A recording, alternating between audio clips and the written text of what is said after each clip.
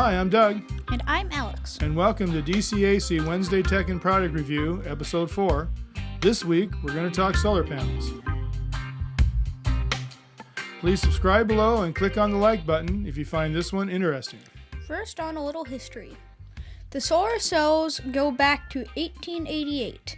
In that year, Russian physicist Alexander Stovatov built the first cell. In 1905, Albert Einstein figures. Why am I not surprised? Yeah, me either. Proposed the new quantum theory of light and explained the photoelectric effect in landmark paper that won him the Nobel Prize in Physics in 1921. 1921, that was a good year for light and physics, apparently. I feel like he uses quantum theory in literally everything he does. Well, by that point he had, yes. So then in 1941, Vadim Leshkarkov discovered the p-n junction, which is how the cell makes a current. In 1954, Bell Laboratories made the first working solar panels, and in 1958, the first panels were used on the Vanguard satellites. Wait, so it took 50 years for them to finally make one? Well, they've made a bunch of them, but yeah, the first working ones. There was, of course, people making them during that time, but Bell Laboratories, which was doing work for what would become NASA, was the first one to make real panels. Since then, by the way, most of the science behind solar panels has come from, yes, the space program. The cost of cells, adjusted for inflation, have gone from $96 per watt in 1970, which is a lot of money, to as low as 68 cents per watt in 2018. So from $96 per watt to 68 cents per watt. That's a big difference. That's a big difference. Ooh. Yes. So since we're on the topic of solar panels, how does a solar panel work and what is it? Okay, well the process is pretty simple. Solar panels are made up of solar cells, also called photovoltaic cells. The cells are made from the second most common compound on Earth, silicon. Yes? Isn't that sand? That is sand. It's very highly refined sand that's turned just straight silicone, which is the basis of sand. So without all that other mineral stuff? That is true. Most are made from crystalline silicone wafers. There are two types, poly and mono. The mono are more effective, but way more expensive. For the most part, the monos are black. Just like the Tesla ones? Yes, and the polys are blue. That is true. I believe the Tesla ones are mono, but I'm not sure about that, but I'm pretty sure they are. The cells are connected together to form the panels. Each cell can produce between 0.5 and 0.6 volts. How do they work? Well, you have to look at the silicone at the atomic level to understand. Silicone is a very stable atom. Doesn't that mean we need a microscope? Well, no, we don't need a microscope, but you can just picture it. Okay. The silicone is a super stable atom with 4 electrons in the outer shell. So with 4 electrons in each one, they want to combine together and they stay very stable. It's really hard to break up silicone. The solar cells are made by doping the silicone, and it's called doping, I don't know why, but that's the word they use, with 2 different atoms. One layer with phosphorus, which has 5 electrons, and the other with boron, which has only 3 electrons in their outer shell. This creates the p-n junction necessary for electrons to flow in one direction. Okay.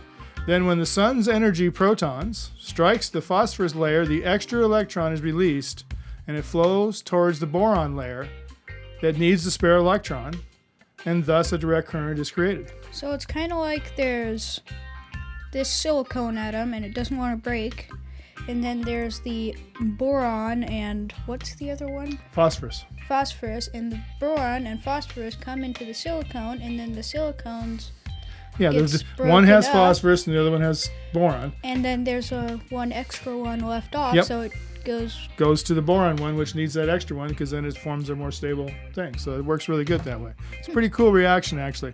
Super simple. The more protons, i.e. more sunshine, the more reaction and the more energy is produced by the cell. Since the electrons are the only moving part, which are pretty doggone small, they're not very big. Solar cells are very low maintenance as a system. Cool. And if I'm correct,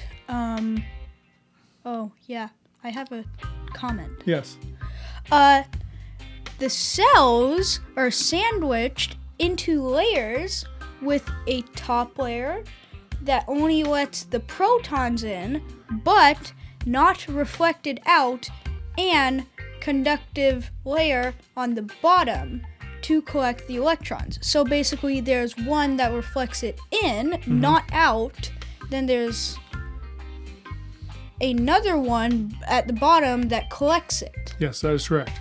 So it's kind of like one of those, it's basically like if you took a mirror, one of those transparent mirrors that has it on one side, and it would pull it in. It would reflect it in. Yeah, it's exactly what it is. It lets thing. them come in, and then it reflects them back down. Yeah. There's a layer on the inside of the outer layer that reflects the protons back in.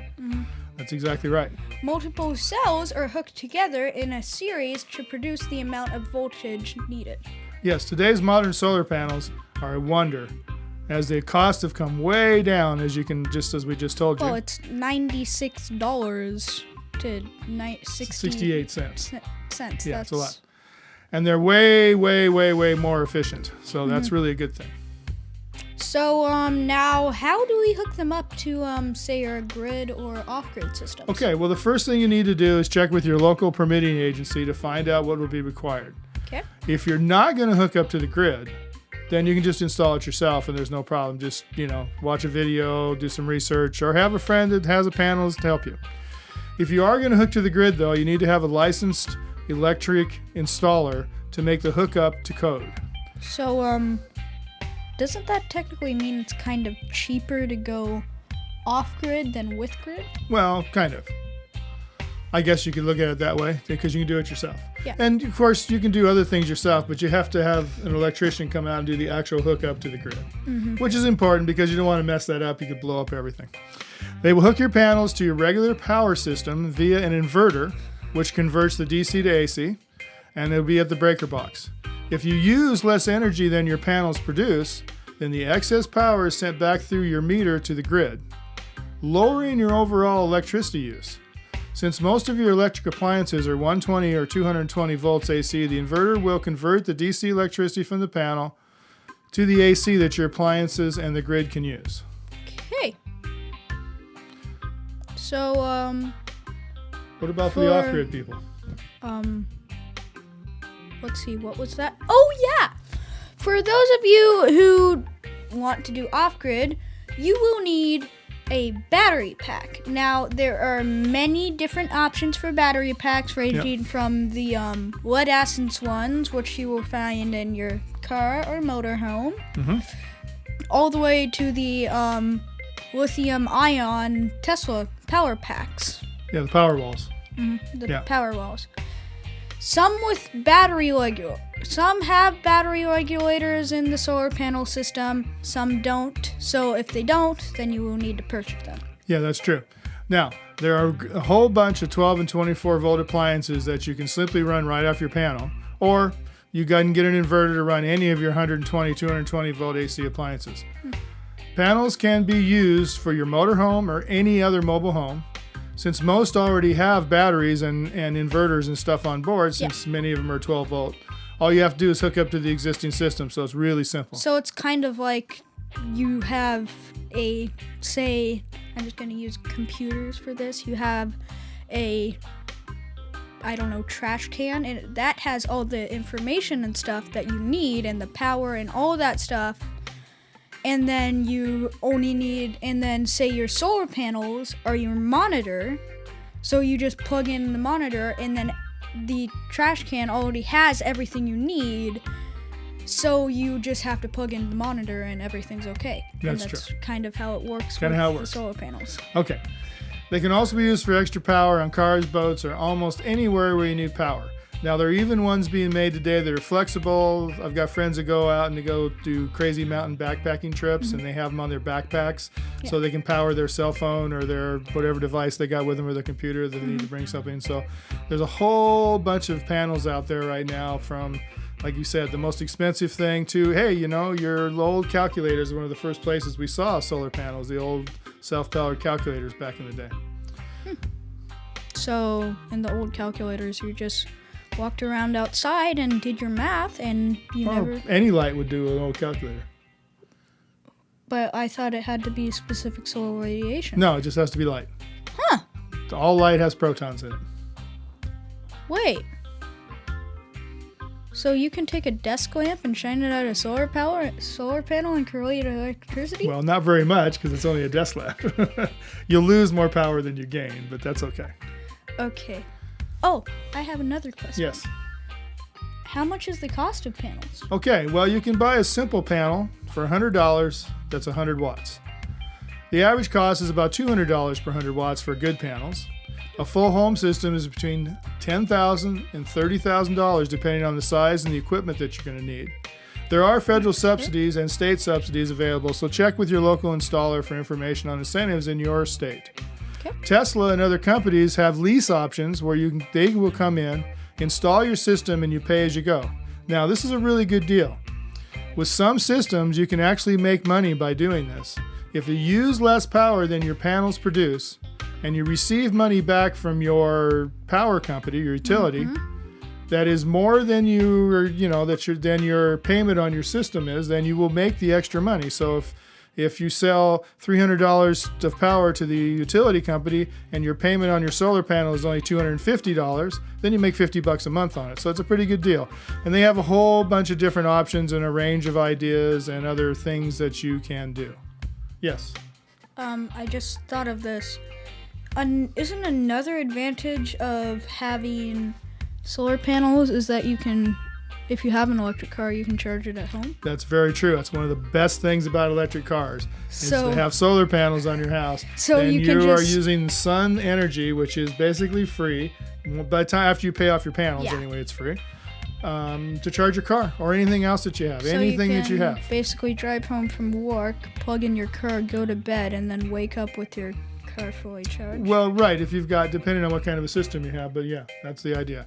If you're on the grid, then you'll be charging during the day and then you're selling it to your utility, and then at night you draw it back out. But the cool thing about that is that the utility during the daytime will pay you more for the power because power is cheaper at night. So if you charge your car at night on the utility power and sell the utility your power during the day, then it's actually a good deal.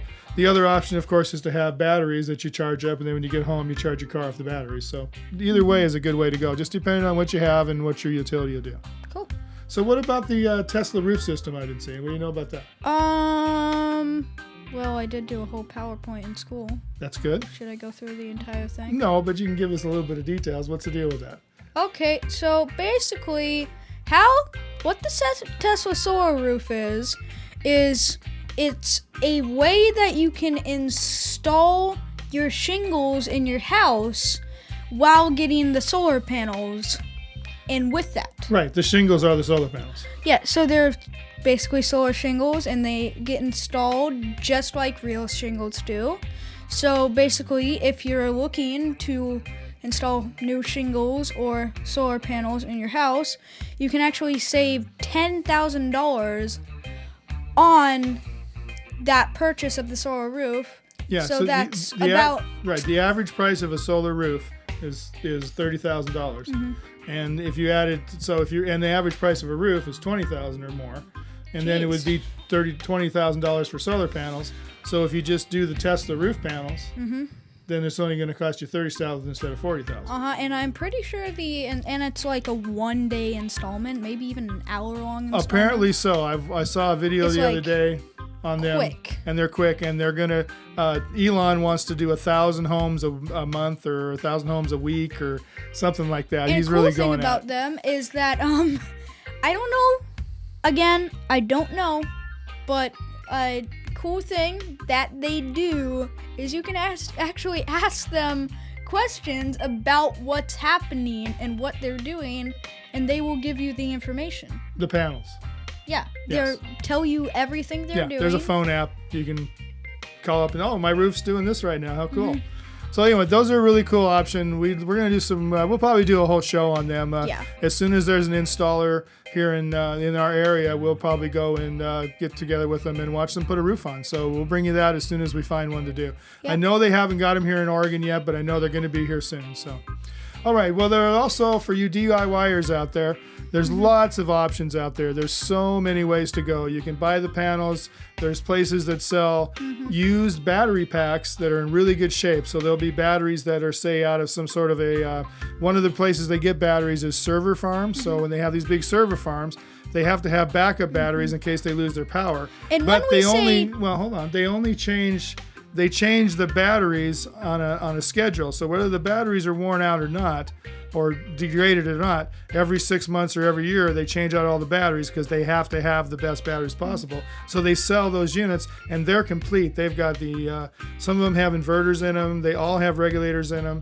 And so there's really good sources for less expensive lithium-ion batteries than, say, a Tesla Powerwall, which of course is probably the best way to go. I mean, if you can get one. It's $10,000, and when we see DIYers, we don't mean you actually sit down at a desk and buy all the parts and actually hand make a solar panel. No, but you can hand make your batteries if you want to.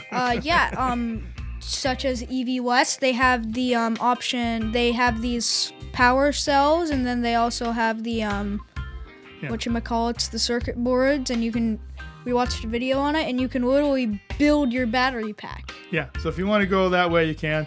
Personally, I'd go buy the battery packs, but anyhow. I think it's fun. Yeah, it'd be fun. So, but there's lots of options, so we really encourage you guys out there. I mean, even if you can only afford to put up 4 panels on your roof, hey, that's 4 panels of energy that you can get. Put one on your motorhome, take one out to your cabin or any place else where you need power. And there's another advantage of tiny homes is you can run a tiny home off of, I think, 3 panels. Yeah. Between 3 and 6 panels, depending on what you're using and how much power you're using. I mean, of course, the biggest energy use in a tiny home is going to be the stove. So, and most stoves are going to run off propane. So everything else is, it works pretty good. LED lights and everything else. So anyway, that's our show for this week. We are going to go into more depth into different parts of the solar panel world in later shows. So stay tuned for that. We'll always let you know. As like I said, when we find somebody who's installing a Tesla roof, we'll definitely go out and check them out. Oh yeah. And also, we have an announcement to make about a new little series we're going to be doing on how to grow organically. This will be a twice a month series. It's going to be 20 parts or over, and it's going to be all about how to create your own organic garden and how to create it so it doesn't cost much.